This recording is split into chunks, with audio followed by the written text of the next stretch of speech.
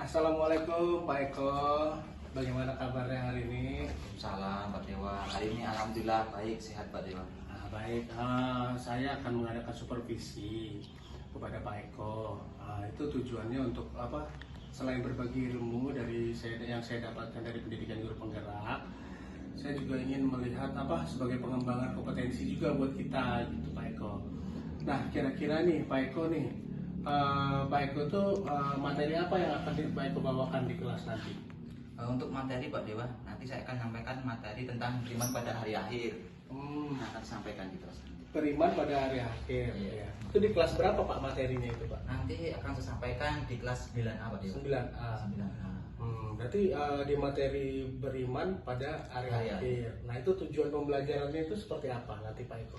Untuk tujuan pembelajarannya Pak Dewa, yang pertama nanti peserta didik diharapkan dapat mengerti dalil yang melandasi terjadinya hari akhir. Itu ada di surat apa, ayat berapa, seperti itu. Kemudian nanti akan ada pembagian dari hari akhir yang harus dipahami oleh peserta didik. Itu tujuan pembelajarannya ya. Betul. Tujuan pembelajarannya baik. Berarti dalam pelaksanaan pembelajaran nanti Bapak Eko akan melaksanakan tujuan pembelajaran tersebut. Iya.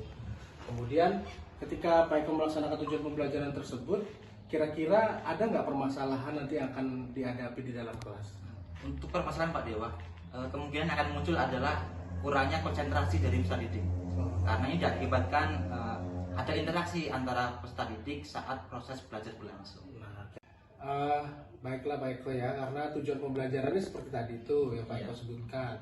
Jadi nanti bagaimana tuh strategi Pak Eko dalam melaksanakan pembelajaran nanti? Untuk strategi saya Pak Dewa, yang pertama sebelum mulai belajar nanti akan sampaikan tujuan dari materi beriman dari akhir. Kemudian setelah menyampaikan tujuan, saya nanti akan menyiapkan media dan strategi yang pas saat pembelajaran, dan yang terakhir adalah melakukan evaluasi. Nah, untuk strateginya itu seperti apa? Strategi yang Bapak Eko maksudkan?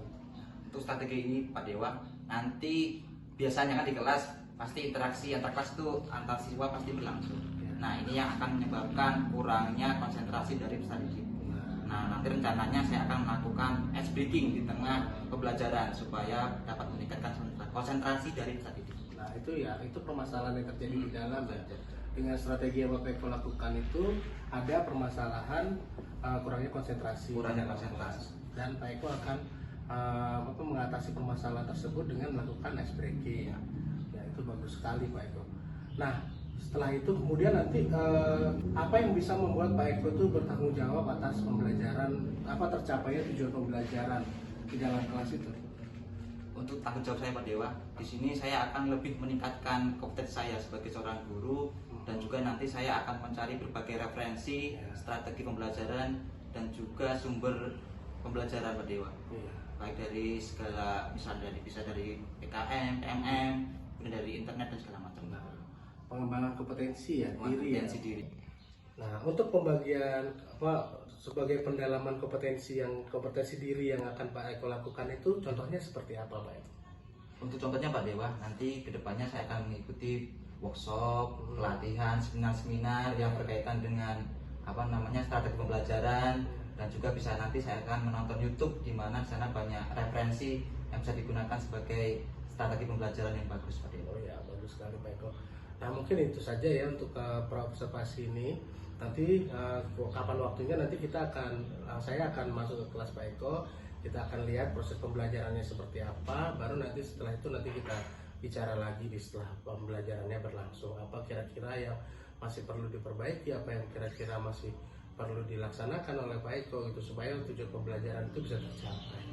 Nah, itu saja mungkin dari saya Pak Eko ya. Terima kasih. Saya ini dulu, pamit dulu. Mudah-mudahan kita bisa selamat sampai tujuan nanti ya Pak Eko. Baik, terima kasih Pak Dewa. Waalaikumsalam warahmatullahi wabarakatuh. Bagaimana Pak Eko? Sudah siap melaksanakan pembelajaran di luar kelas? Insya Allah sudah siap. Ayo kita mulai.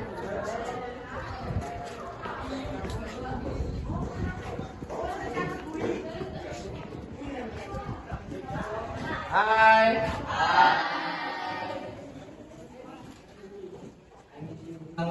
Silakan Mbak Kelas untuk memimpin doa terlebih dahulu. Semua siap, berdoa mulai. Berdoa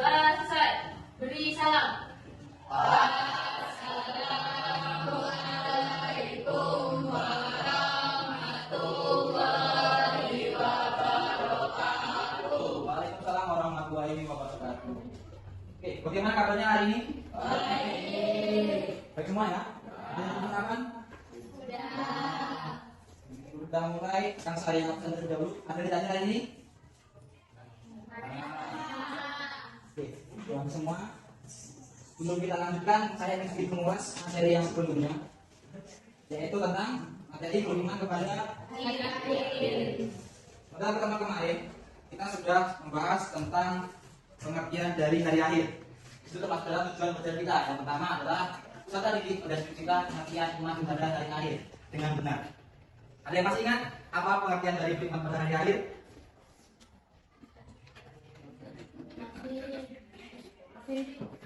Coba ada satu orang yang berani menyampaikan pengertiannya dengan keras. Coba bisa sekarang. Pengertian iman kepada hari akhir adalah mempercayai dan meyakini akan adanya kehidupan yang kekal dan abadi setelah kehidupan yang fana di dunia ini. Manusia harus percaya bahwa pada suatu saat nanti dunia yang kita huni beserta isinya ini akan hancur lebur. Oke, bagus ya. Ya, bos.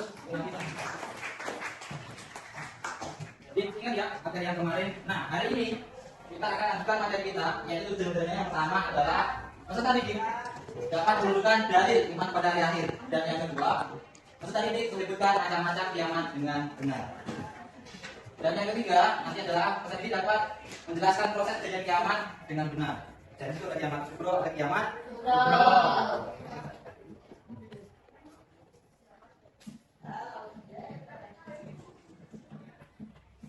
Untuk dalil nantinya itu ada di dalam surat. Oke, jadi kalian ini kan sudah dibagi dalam kelompok-kelompok. Jadi nanti saya bagi kelompok 1, ujung kelompok 2, kelompok 3, kelompok 4, dan kelompok 5. Dan masing-masing akan memegang materinya sendiri-sendiri.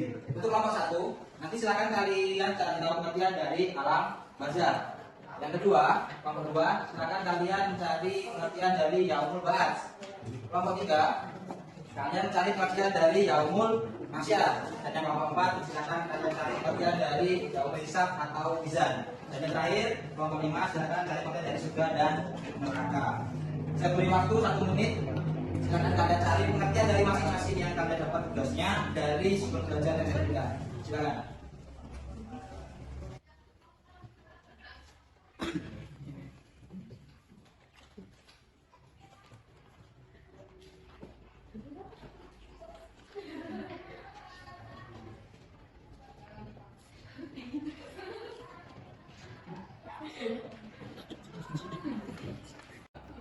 Baik, waktunya sudah habis. Jadi sekarang waktunya untuk masing-masing kelompok untuk menyampaikan hasil dari diskusinya tentang tugas yang diberikan.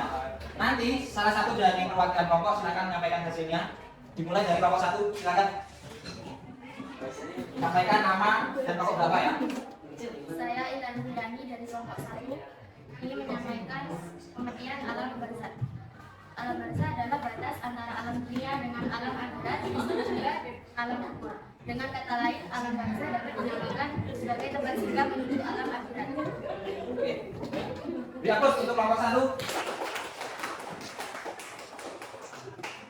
Tadi kelompok 1 sudah menyampaikan hasil dari diskusinya, bagus. Tapi untuk kelompok yang lain nampaknya kurang fokus. Banyak yang masih sering ngobrol dengan teman-temannya, dengan kelompoknya, sehingga tidak memperhatikan apa yang disampaikan dari kelompok 1. Nah, untuk agar fokus ya kita, saya di sini punya permainan. Nama permainannya adalah tepuk nyamuk. Jadi silakan berdiri masing-masing. Boleh menghadap ke sini. Ada teman-teman. Oke, nama permainannya adalah tepuk nyamuk. Jadi langkah yang pertama, tangan kiri depan. Tangan kiri depan, tangan kanan di atas. Kalau saya bilang tepuk nyamuk berarti ditepuk. Bisa ya? Ulangi. Tangan kiri di depan, tangan kanan di atas. Tepuk nyamuk. Sekali lagi. Tepuk nyamuk. Nah, sekarang masing-masing kelompok buat lingkaran. Di situ aja. Di mejanya. Jadi, nah, tadi kalau tepuk nyamuk, tangan kiri di depan, tangan kanan di atas. Nah, sekarang kalau saya bilang tepuk nyamuk kanan, berarti kalian tepuk yang temanmu sebelah. Nah, kalau saya bilang tepuk nyamuk kiri, berarti kalian tepuk yang teman sebelah kiri, tangannya ya. Tangannya depan. Kalau tepuk yang kanan, tangannya yang sebelah kanan. Kalau yang kiri, tangannya sebelah kiri. Ngerti? Bisa dimulai? Bisa. Yang belakang bisa kami? Bisa Pak. Yuk kita mulai. Tepuk nyamuk. Kalau tepuk nyamuk baru kalian sendiri. Nanti kalau saya bilang tepuk nyamuk kanan baru temannya yang sebelah kanan. Kita mulai. Tepuk nyamuk. Tepuk nyamuk sebelah kiri.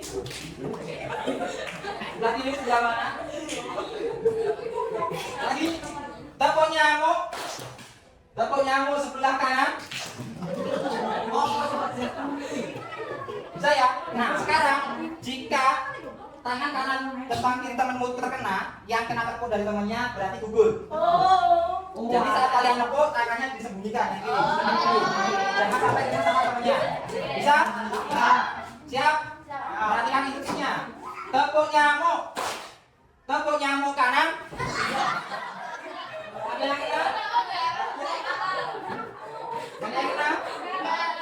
Jujur ya, kalau yang kena langsung duduk ya. Lagi. Tepuk nyamuk. Tepuk nyamuk sebelah kiri.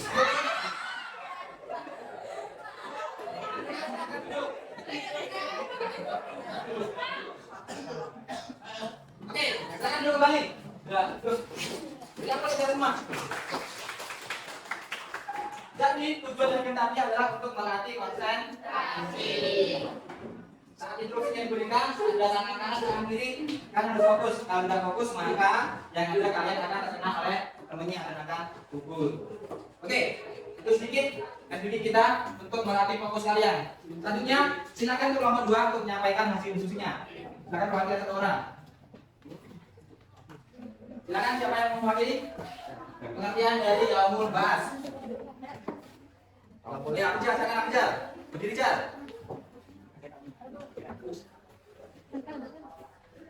Yaumul Ba'ats adalah hari dibangkitkan semua makhluk hidup setelah mengalami kematian dan kebinasaan akibat peristiwa kiamat. Oke, terima kasih, Jar. Berikut, Jar. Selanjutnya, kelompok 3 yang mewakili silakan menyampaikan hasilnya. Kita silakan Dik. Tentang Yaumul Masyar.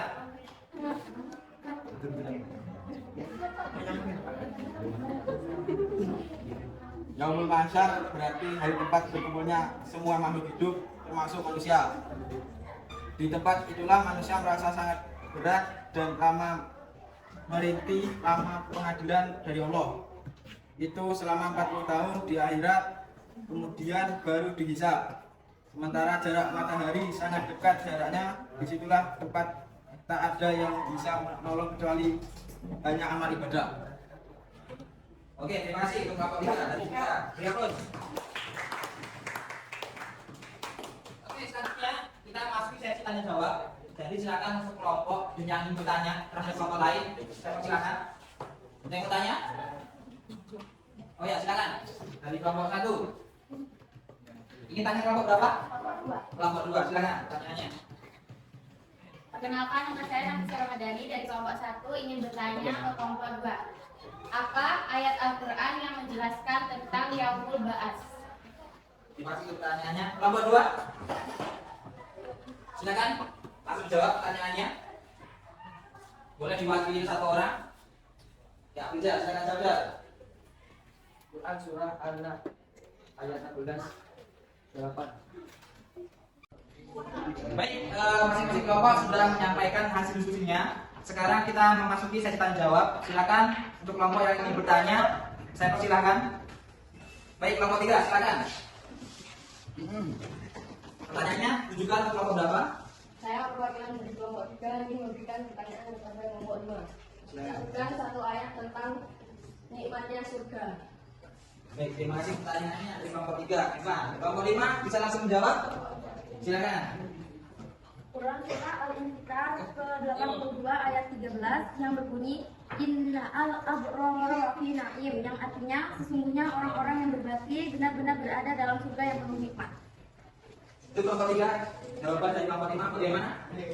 Cukup? Baik, kalau cukup. Jadi tadi materi kita hari ini yaitu tentang beriman pada hari akhir, hasil dari materi kemarin yaitu gambaran kehidupan hari akhir. Yang pertama ada Yaumul Barzakh. Yang kedua ada Dan yang ketiga ada yang keempat ada yaumul Kamizan, dan yang terakhir adalah akhir dari kehidupan kita, yaitu antara surga dan neraka. Mudah-mudahan kita semua dapat memahami materi yang disampaikan hari ini dan bisa bermanfaat kita semua. Materi punya saya mohon maaf, antara kita cukup hari ini. Saya ini wassalamualaikum warahmatullahi wabarakatuh.